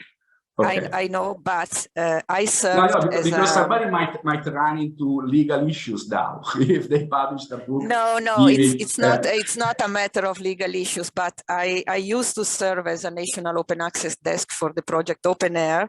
So we issued a lot of guidance, precisely on that, because there was this kind of lack of clarity from the Commission, but by peer-reviewed publication, they mostly intended peer-reviewed articles and not books.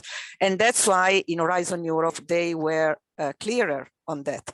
But I can assure you there is a lot of guidance if you go to the Open Air website in which let's say the correct interpretation of the granting agreement is there. So we might discuss even by email later. And Guido, we have another question. Can you have 1 minute more? Yes. Thank you.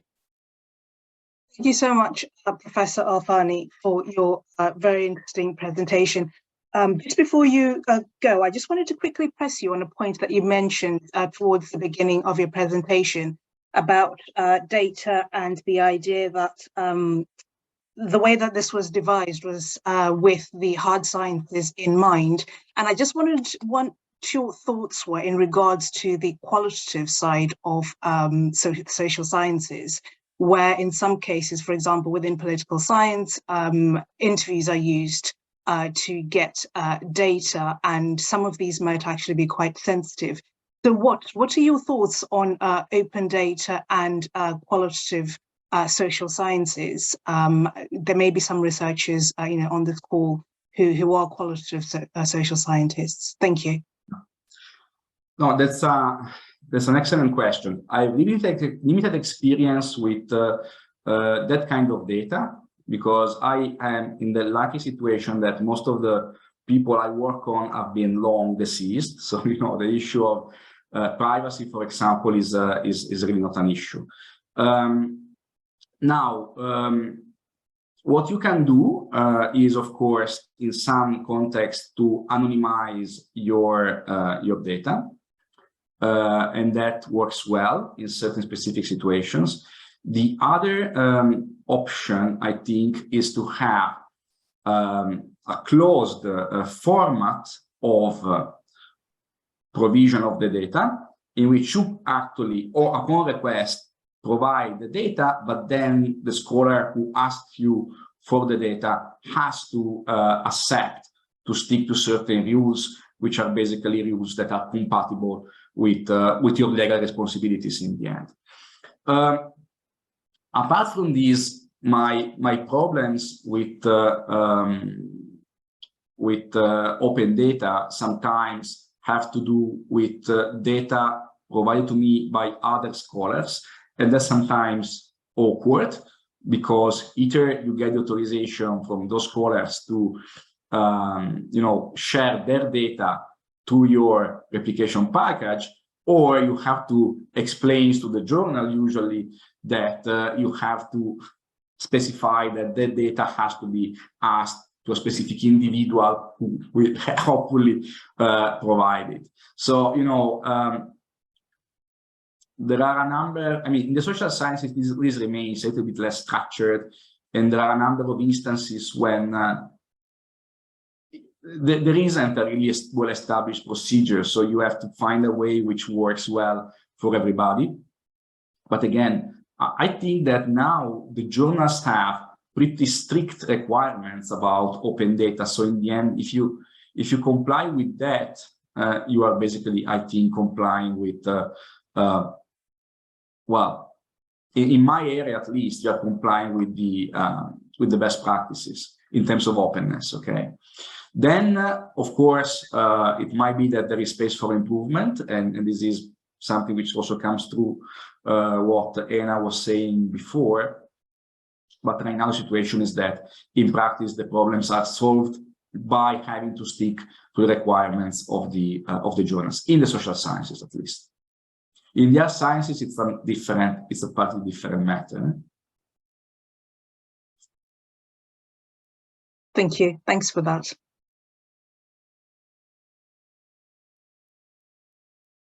Okay, if there aren't any more questions, sorry, I leave to okay. I think we can ask Professor Hovy to start its. Professor Hovy, can you hear me? Yes, loud and clear. All right. Perfect. Morning. Good morning. Let me share my screen. Okay, now we're just going to share this and see whether it works. All right. Hope you can see my screen now. Yara, yes? Okay, good. So we're, I guess, running a bit late, so I'm going to try and make this quick. It's almost as if we planned it. Guido Alfani talked a lot about the publishing side. First, I'm going to talk more about the data side and a little bit about the publishing side. So where do we start? Well, we start here, right? Congratulations. You've sent a proposal, you've waited, you've hoped, you've prayed, you've feared, then you kind of forgot about the whole thing and thought, ah, what the hell, it's over anyways, and then you get the email, right? Finally. Okay, great. So congratulations, you got a grant. That's fantastic. So now what? Oh, they actually expect you to do certain things. Ooh, all right, well, maybe you saw that when you wrote the grant, or maybe that was so long ago that, you know, you didn't really pay attention, or maybe it was all done in a hurry and that was a little bit, you know, fell a little bit by the wayside. So what I want to do is sort of go back and say, well, you know, for the next time around, what do we do, right? So a little bit based on my experience with grants and with the publications. I should probably preface that in the field I'm working in, natural language processing, like the main publication venues are by their nature open access. Everything is available on the web, and it's fairly common in the field to share data because there are a lot of incentives, but I'm going to get into that in a bit. So the two things I want to talk about briefly in the remaining time is first data, where we get the data from, what we do when we have it, how we store it, and then how we disseminate it. And what we do with the publications, mainly where to go and what that costs. All right, let's look into data. So one of the things that I was made aware of and that I think is incredibly useful is a data management plan. And ideally, you don't make that, you know, when the grant is accepted and you're asked where it is, but you do that beforehand. So there's a bunch of data management plans and you know, templates out there, but essentially the idea is, what kind of data do you collect? Where does it come from? In what format do you plan to put it? Is this MySQL, JSON, Excel files, all of these things. So basically just do a description of what will the raw data be and what will it contain? What kind of information? Is this metadata? Is this panel data? Is this data about participants? Is this text data? Is this audio data? All these kinds of things. Then, you know, sort of like in the vein of like findable and searchable data, what is the versioning you're going to do? How are you going to deal with the metadata? Where are you going to put that out? And what are you going to index? And we're going to talk a little bit more about metadata and indexing in the next slide. Then how you will store, access, and back this up. one of the things that are really important is that now we're working with data that is actually fairly large. So data that oftentimes is difficult to just put on your own laptop, but also data that then, you know, people might want to download in parts or in whole, and you need to sort of provide an infrastructure for that. So that means thinking about a server, who has access to the server, is the server connected to the internet, all of these kinds of things. There are sort of due diligence, which, you know, should be common practice anyways. So IRBs or ethics approvals, right? So if you use participants, if you have experimental subjects, are they made aware of it? Have they given their consent for, you know, being processed, being published, or the data being processed and being published? What are legal matters if you're using data from, say, Twitter or from other venues? What are the data agreements, and so on and so forth. And then once your project is over, we've talked about this before a little bit, will the data just disappear or will it still be there, right? So what are the options? For a lot of things today, there are solutions like GitHub and other, you know, sharing platforms where you could just have your data available indefinitely and basically at no cost. Obviously, having a project-based server usually costs money and usually expires at the end of your project. So that might not be the ideal option unless you plan specifically to have some money that is invested in buying a server a couple of years in advance. And then last but not least, if there are updates to be made to the data management plan, if there are updates to be made to the data, who is the point person? Who will be available for requests, both from users or, you know, readers, but also from the funding agency or from public stakeholders? Now, you could sort of all write that down. In the past, I have used a template that is available here, but there are a number of different templates available. You don't have to, you know, come up with everything from scratch. In practice, this looks a little bit like this. So this is a snippet from a DMP for a project I have been on. It's a simple Excel file. In the left-hand column, you have all the questions for the different headings. So there's headings and subheadings. And they also give you helpful, you know, filled out templates where they describe what they expect in this particular cell. It's relatively straightforward. As you can see, you know, a lot of the entries are very short. There's not, you know, a novel to be written by each of these. Filling out the DMP takes maybe like a half day or a day, and depending on, you know, how complicated and data driven your project is, might be faster or might take a little bit longer, though probably not all that much. All right, something that plays into this is actually GDPR, the General Data Protection Regulation by the EU, which is a good thing with a capital G and a capital T. One of the core principles in the GDPR is privacy by design, or pseudo-anonymity. There's a difference between privacy and anonymity, but what this means for us is we should expect people to, you know, poke around in our data and try to find information, private information of people that are in there, right?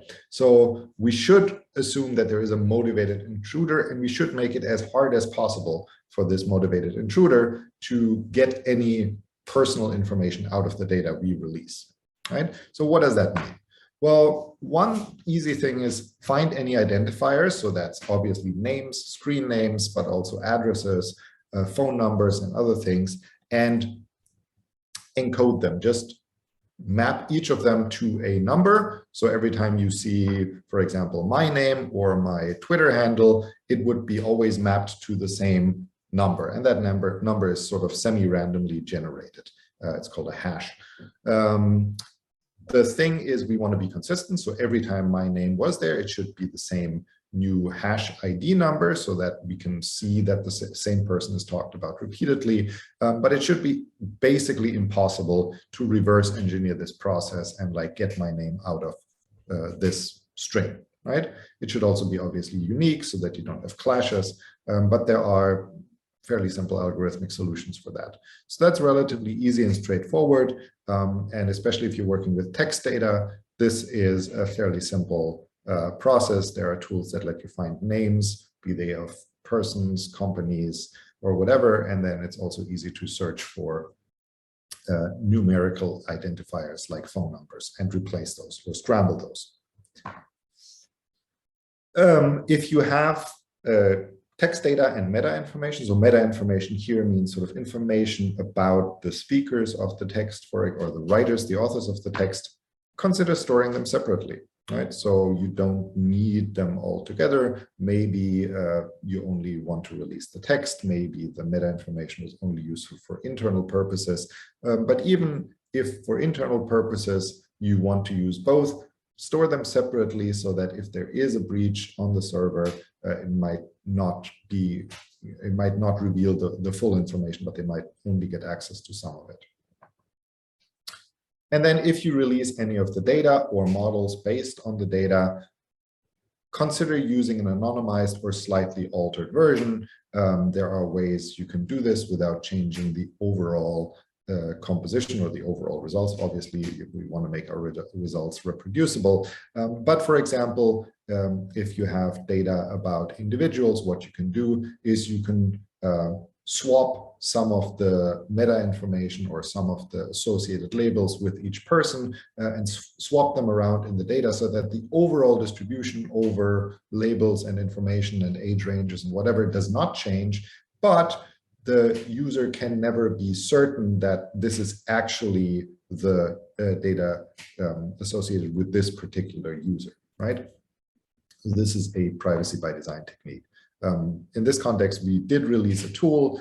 If you are working, for example, with Twitter data, this lets you add a lot of demographic information and additional information to Twitter data, but it also has like built-in privacy by design principles, which make it much harder for an intruder that wants to sort of trawl the data for personal information. It automatically also does a lot of like anonymization and the swapping that I just described. As an aside, like I said, in the field I work in, predominantly natural language processing, which comes from computer science, people do share data very natively. It's kind of considered prestigious to do that. There are specific tracks where people actually provide data sets, but this differs across fields. So in one collaboration I had with colleagues here at Bocconi in social sciences said, no, we don't actually want to release the data yet, because first we want to make sure that we, did all of our research on it. And, if we publish it now, then we actually run the risk of being scooped. Well, I think the risk of being scooped on this might be relatively low, but I think it's actually also outweighed by the benefits, right? And if we put on an archive preprint, then the risk of being scooped is specifically low. There are some incentives for sharing data, I think. One is data is useful. People like data. So if you release a paper that introduces a data set that people want and need, you will actually get cited quite a lot. So my most cited paper happens to be a data set paper, and it's actually cited way, way, way, way more than the next most cited data. So paper. So, it's actually, I mean, it's done wonders for my citation count, which of course we want to be up and all that, right? But it also raises your profile, right? Your name will be associated with this data set. People might write to you. People will have questions. People will invite you to talk about it. It's generally, it has very few downsides in terms of visibility and in terms of career progress. And like I said, in the field I work in, sharing data is fairly common. One of the reasons being that there were actually shared tasks where people would compare different algorithms on the same data sets. And there is research that actually shows that in applied sciences, progress that has been made was always due to the right data set being released rather than the right algorithm, for example. So in AI, you can see that the algorithm that solved a problem was usually invented 20, 30 years before the problem was considered solved. What happened in the intervening time, in the intervening 20 to 30 years? Well, people amassed enough data for this algorithm to actually work sufficiently well. So progress oftentimes is linked to sufficient amounts of data. So, let's contribute to it. Briefly, let's talk about publications. A lot of very good things have been said already by the two previous speakers. One thing is to consider this in your proposal, right? So already write where you're going to publish. You probably have some sort of the most prestigious outlets in your field that are most beneficial for your career. So check what their policy is with regard to open access and plan that, put that in your grant proposal already. It can even be beneficial to say, I'm going to publish here, here, and here. And, this is sort of the plan for the proposal. Oftentimes universities have agreements for open access. So I, published a book chapter and they said, do you want to make it open access? And I said, well, I would like to, but I need to check with the costs. But then it turned out Bocconi actually had an agreement with this publisher. So I could just click a button and say, yes, I would like to make this open access because Bocconi had already taken care of this. So, no additional cost to me. The article is available for free on the web as a PDF. Everybody can download it. Great. And then if there are other such costs, for example, not all publishers might do this. We've heard about this, and there are, of course, other publishing costs. You should simply factor those into the grant budget while you make it.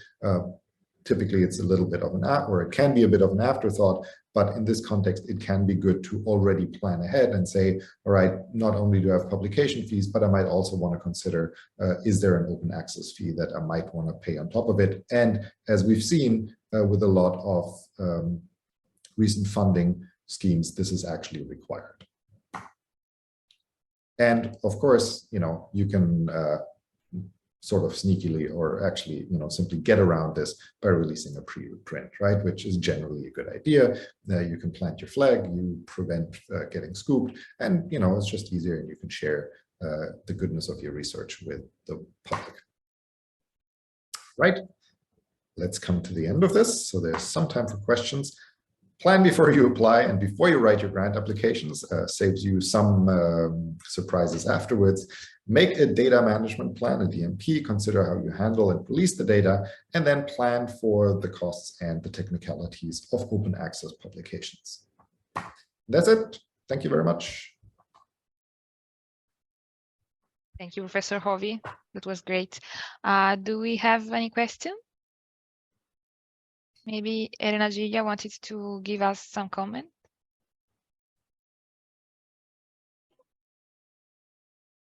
Yes, if I can manage to open my mic.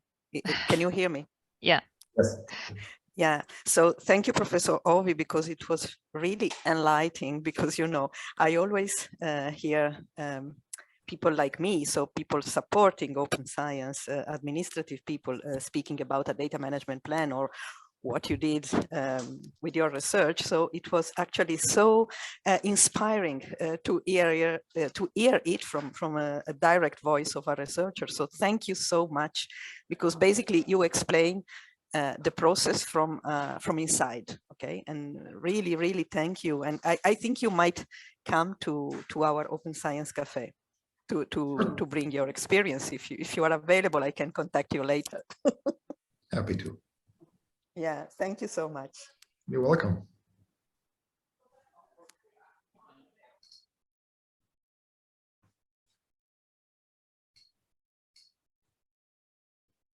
There's a question in the chat about DMPs. Is there a gold standard with regards to how long and detailed these documents should be? I found examples between 10 and 60 pages. Oh, Jesus. I have not seen the 60 pages. The examples I have seen so far were really very manageable. I think that would be a disincentive for me to apply for a grant that requires a 60-page data management plan. I also don't think it's necessary, to be honest. Mainly this, so the DMPs I have seen so far were living documents, so that it is understood that the DMP will be updated, right? I wrote in one of the proposals, I'm going to get data from this source, and then it turned out couldn't get data from this source, so that has to be reflected in the DMP. makes it easier. Basically, I don't have to worry about, how to deal with that data. And then, yeah, I mean, mainly you want to outline, you want to show that you've thought about it, and it gives you a little bit of a framework to consider, what am I going to do when I have the data, right? So to me, this is more of a reflection point, also as a researcher, where I say, okay, rather than just get all the data, think about what am I going to do once I have it, right? And like, how will I handle it? So the ones I have seen and used and filled out were really very practical and pragmatic. Really, it's down to how are we going to handle this data on a day-to-day basis, how it's going to be, accessed, found, used, released. So yeah, it was not much of a bother at all, and actually, like I said, a useful reflection point for myself. And I would add, if I may, the shorter the better, because the DMP is a sort of technical document, as you were saying. So it's a sort of serving suggestion for your data. So it's not a dissertation. So the shorter the better, the more technical the better. Yeah, I would agree. Both from a writer's and a reader's perspective, I guess. Yeah. So I think if we have no more questions, maybe I would ask to Kundai to say a few words about our training program, and then we can conclude. So Chiara, may I go? Of course. Yeah.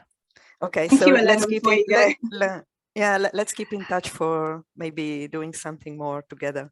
Yeah. And I will contact Professor Hovy. Thank you. Bye. Bye. Bye. Bye. Bye. Thank you. Bye. Thank you so much, Professor Hovy, and thanks also to our two previous speakers. It's just been an excellent and interactive session today. But I just wanted to thank you all for coming. I see some names that I see regularly at our Open Science training sessions.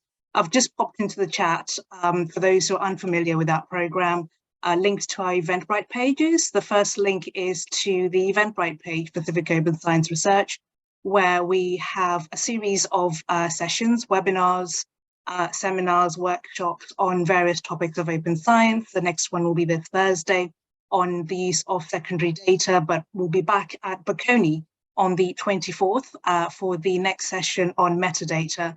So thank you all, everybody, for coming. Apologies, because I can see my name across the screen. That was just a glitch with the Zoom link, but thank you all for coming, and see you soon. Yes. Thank you, Kundai. Thank you, everybody. Again, have a nice day. Bye. Thank you.